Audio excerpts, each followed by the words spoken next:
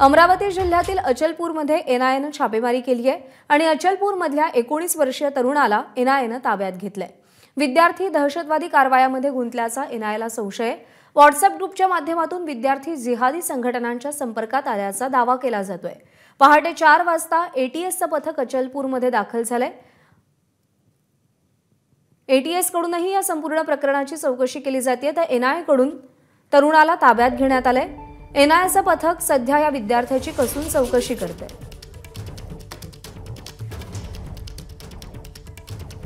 गणेश ठाकूर आपले प्रतिनिधी सध्या आपल्या सोबत आहेत। गणेश, एनआयएच्या हाती नेमके काय धागेदोरे लागलेत आणि सध्या काय कारवाई केली जाते? प्रज्ञा, पॅन इंडिया अशा प्रकारे एनआयएची कारवाई सुरू आहे। याआधी जे ISIS शी संबंधित काही मुलं पकडली गेली होती या आणि इतर दहशतवादी संघटनांशी संपर्क असलेल्या मुलांकडून जी चौकशी झाली, त्या चौकशीमध्ये अमरावतीच्या अचलपूरच्या ह्या युवकाचं नाव समोर आलं। 19 याचं वय आहे।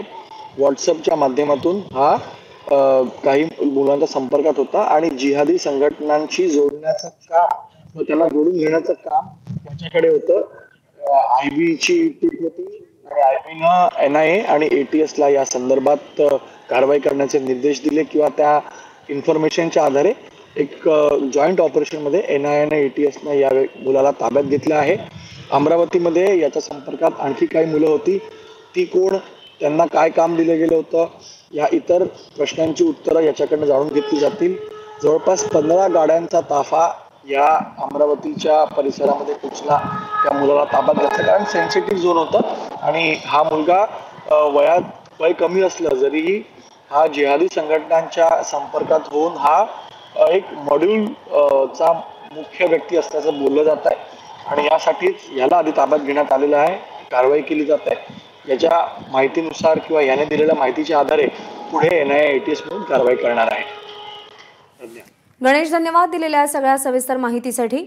आणि यानंतर आपण थेट जाऊयात, प्रणय निर्बाण आपले प्रतिनिधी सध्या आपल्या सोबत आहेत।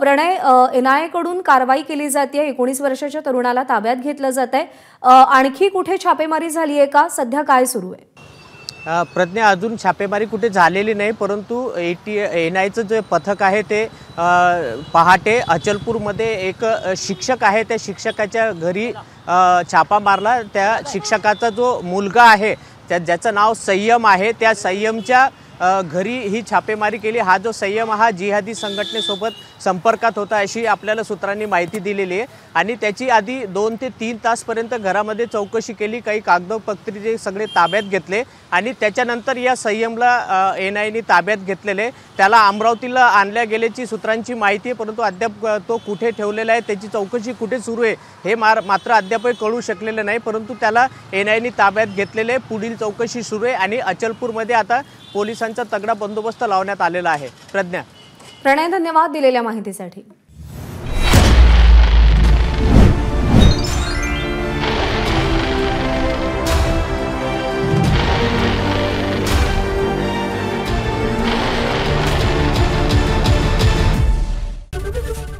ABP माझा, उघडा डोळे बघा नीट।